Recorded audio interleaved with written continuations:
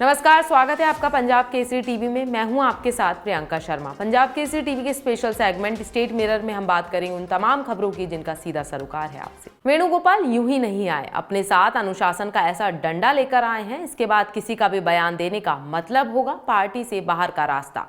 मल्लिकार्जुन खड़गे ने साफ संदेश दिया है कि न पद देखो न कद देखो, पार्टी से बाहर सार्वजनिक बयान आते ही तुरंत एक्शन ले लो। इसका मतलब साफ है कि पार्टी ने फिलहाल सभी के पुराने गुनाहों को माफ कर दिया है, चाहे वो गहलोत के हों या पायलट के। क्या है पूरा मामला, देखिए इस रिपोर्ट में। वेणुगोपाल यूं ही नहीं आए, अपने साथ अनुशासन का ऐसा डंडा लेकर आए हैं। इसके बाद किसी का भी बयान देने का मतलब होगा पार्टी से बाहर का रास्ता। मल्लिकार्जुन खड़गे के संदेश साफ है कि ना पद देखो ना कद, पार्टी से बाहर, सार्वजनिक बयान आते ही तुरंत एक्शन ले लो। इसका मतलब साफ है कि पार्टी ने फिलहाल सभी के पुराने गुनाह माफ कर दिए हैं, चाहे वो गहलोत के हों या फिर पायलट के, चाहे वो महेश जोशी के हों या फिर शांति धारीवाल के या धर्मेंद्र राठौड़ के। सभी को इसी शर्त के साथ फिलहाल राहत मिल गई है। गहलोत यूं खुश है कि इतने तल्ख बयान के बाद भी राहुल ने बिना कुछ शब्द कहे उन्हें पार्टी का एसेट कह दिया। पायलट को भी सुकून है कि राहुल के बयान के बाद उनकी भूमिका राजस्थान में फिलहाल कम नहीं हो रही। यानी फिलहाल सबका दम लगेगा राहुल की सभा और यात्रा सजाने में। असंतोष का कोई सवाल आया तो एकजुटता की तस्वीर दिखाकर कह दिया जाएगा कोई विवाद नहीं, सब कुछ चंगा सी। कल केसी वेणुगोपाल जयपुर आए और जयपुर आने के बाद आलाकमान का फरमान सुनाया। फैसला सुनाने के बाद केसी वेणुगोपाल ने सीधे शब्दों में चेतावनी दी कि भारत जोड़ो पदयात्रा के अलावा कोई बयानबाजी नहीं होनी चाहिए। अगर अब किसी का बयान आया तो डोडासरा जी सुबह रिपोर्ट दे, शाम तक आलाकमान एक्शन ले लेगा। सबसे पहले केसी वेणुगोपाल की बात। वेणुगोपाल पायलट गहलोत मीटिंग पहले से करके वॉर रूम में पहुंचे। आते ही केसी वेणुगोपाल ने आलाकमान का फरमान सुना दिया। चेतावनी सीधे शब्दों में, भारत जोड़ो पदयात्रा के अलावा कोई बयानबाजी नहीं। अब किसी का बयान आए तो डोटासरा जी सुबह रिपोर्ट दें, शाम तक एक्शन हो जाएगा। वेणुगोपाल इस बात से नाराज दिखाई दिए कि वॉर रूम या कांग्रेस की पिछली बैठकों की डिटेल्स मीडिया में कैसे लीक हुई। पीसीसी इसकी जांच कर रिपोर्ट सौंपे। यह सुनकर सब सख्ते में आ गए। मीटिंग में सन्नाटा पसर गया। बैठक में मुख्यमंत्री गहलोत, पूर्व उप मुख्यमंत्री सचिन पायलट, प्रदेशाध्यक्ष गोविंद सिंह डोटासरा, मंत्री रामलाल जाट, गोविंद मेघवाल, हेमाराम चौधरी, पूर्व मंत्री हरीश चौधरी, सीडब्ल्यूसी पूर्व सदस्य रघुवीर मीणा, दिनेश खोड़निया सहित करीब 30 सदस्यों ने यहां पर शिरकत की। मुख्यमंत्री अशोक गहलोत ने मीटिंग में कहा कि राहुल गांधी पदयात्रा में कांग्रेस नेता कार्यकर्ता रास्ते में बीच बीच में नहीं जाएं, इससे सिक्योरिटी की व्यवस्था बिगड़ती है। साथ ही पदयात्रा कर रहे कांग्रेस नेताओं के गिरने का खतरा भी बन जाता है और पदयात्रा में नकारात्मक खबरें बन सकती हैं। मुख्यमंत्री गहलोत ने अध्यक्ष डोटासरा से इस बारे में गाइडलाइन जारी करने को कहा। पूर्व मुख्यमंत्री सचिन पायलट ने कांग्रेस मंत्रियों, विधायकों, पदाधिकारियों द्वारा एक दूसरे के खिलाफ की जा रही बयानबाजी को रोकने की जरूरत बताई। पायलट ने राहुल गांधी भारत जोड़ो पदयात्रा में सभी वर्गों का सहयोग मिलने तथा प्रदेश में ऐतिहासिक बनाने की बात कही। राजस्थान से सीडब्ल्यूसी सदस्य रहे कांग्रेस नेता रघुवीर मीणा ने राहुल गांधी की भारत जोड़ो पदयात्रा में राजस्थान के विभिन्न क्षेत्रों की वेशभूषा में परंपरागत नृत्य प्रदर्शित करते लोगों द्वारा अलग अलग जिलों में पदयात्रा का स्वागत प्रस्तुति करने का सुझाव दिया, जिससे राजस्थान की पदयात्रा में झलक दिखाई दे। कांग्रेस प्रदेश अध्यक्ष गोविंद सिंह डोटासरा ने राजस्थान में राहुल गांधी की भारत जोड़ो पदयात्रा के लिए जिलों में विधानसभा क्षेत्र में प्रभारी नियुक्त कर तैयारियों व्यवस्था की कांग्रेस नेताओं को जिम्मेदारी सौंपने की जानकारी दी। वहीं राजस्थान में विधानसभा चुनाव अगले साल के अंत में होने हैं, लेकिन सभी राजनीतिक पार्टियां चुनावी मोड में आ गई हैं। सियासत गरमाने के लिए बयानों में तल्खी भी साफ देखी जा रही है। कई नेताओं के बिगड़े बोल राजनीतिक गलियारों में बेचैनी का माहौल बना रहे हैं। आने वाले दिनों में व्यक्तिगत हमले और तेज होने की पूरी संभावना जताई जा रही है।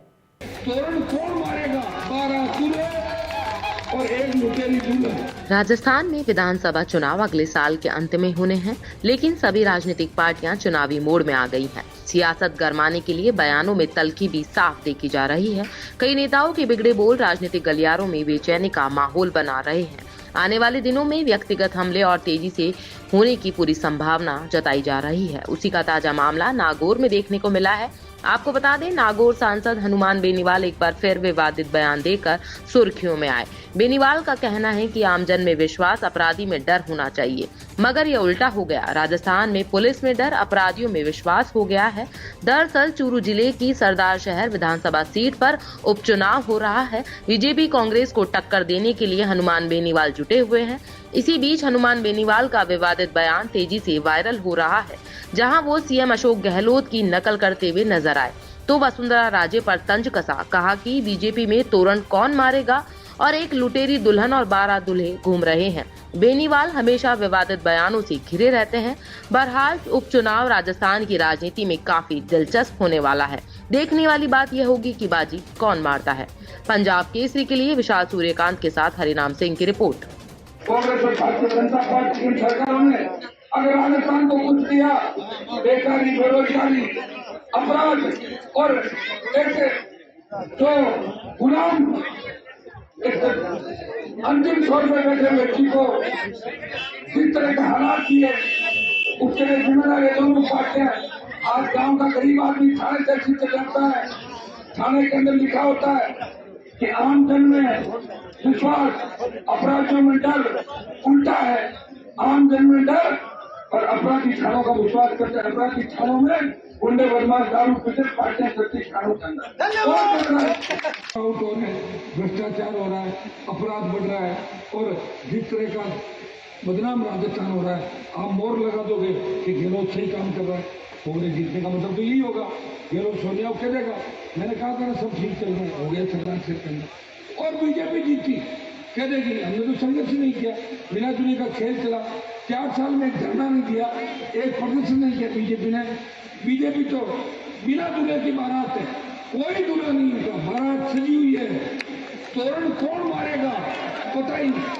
12 दूल्हे और एक लुटेरी दूल्हा, 13 लोग। याद कीजिए दिल्ली में वो तस्वीर जब राहुल गांधी ने मुख्यमंत्री पद की जंग में गहलोत पायलट को एक साथ लाकर एकजुटता का संदेश दिया था। बात 4 साल पुरानी हो गई, तब भी युद्ध विराम था। आज भी वेणुगोपाल ने जो करवाया वो भी युद्ध विराम ही है।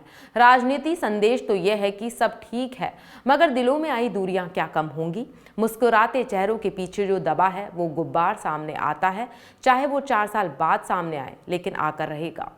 क्या है पूरा मामला, देखिए इस रिपोर्ट में। याद कीजिए दिल्ली में वो तस्वीर जब राहुल गांधी ने मुख्यमंत्री पद की जंग में गहलोत पायलट को एक साथ लाकर एकजुटता का संदेश दिया था।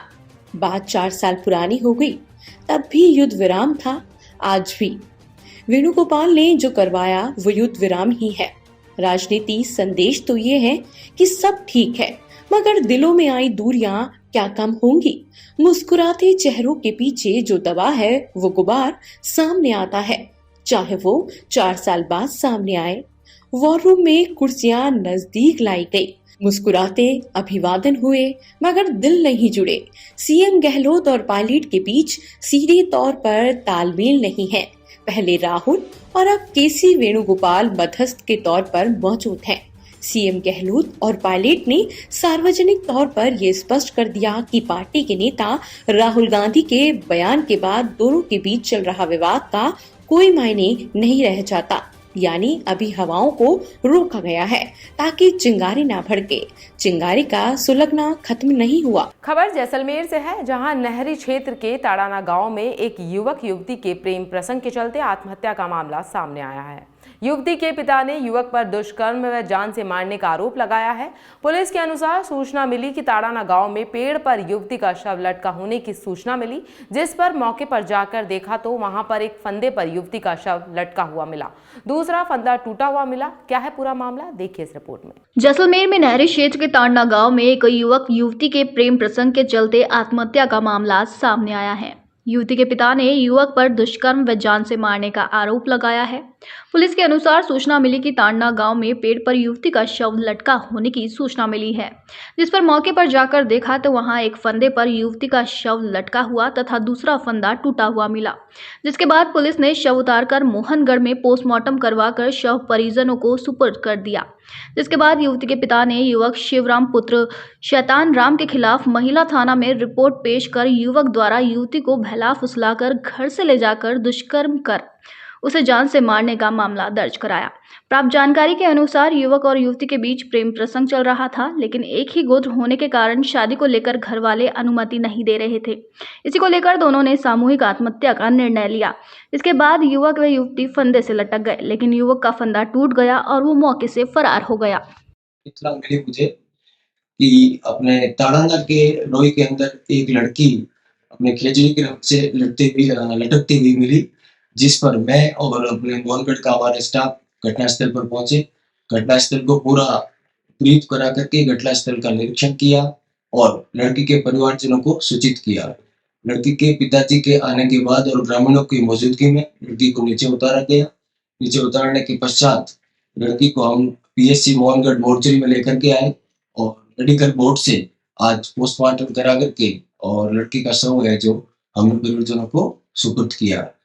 इस बाबत में लड़की के पिता ने एक रिपोर्ट दी है, जो रिपोर्ट महिला थाने में दर्ज हो गई है और उसका अनुसंधान अशोक जी आरपीएस है महिला सेल प्रभारी जैसलमेर, उनके द्वारा किया जाएगा और आगे का जो भी अग्रिम अनुसंधान है उन्हीं के द्वारा किया जाएगा और समय समय पर जो भी प्रोग्रेस होगी उससे आपको अवगत करा दिया जाएगा।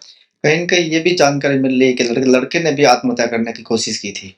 प्रथम दृष्टया में ऐसा लग रहा है और वास्तव में क्या स्थिति है वो लड़का दस्तयाब होने के बाद ही ज्ञात हो सकेगा। फिलहाल बुलेटिन में इतना ही। देश प्रदेश की तमाम खबरों को जानने के लिए बने रहिए पंजाब केसरी टीवी के साथ। नमस्कार।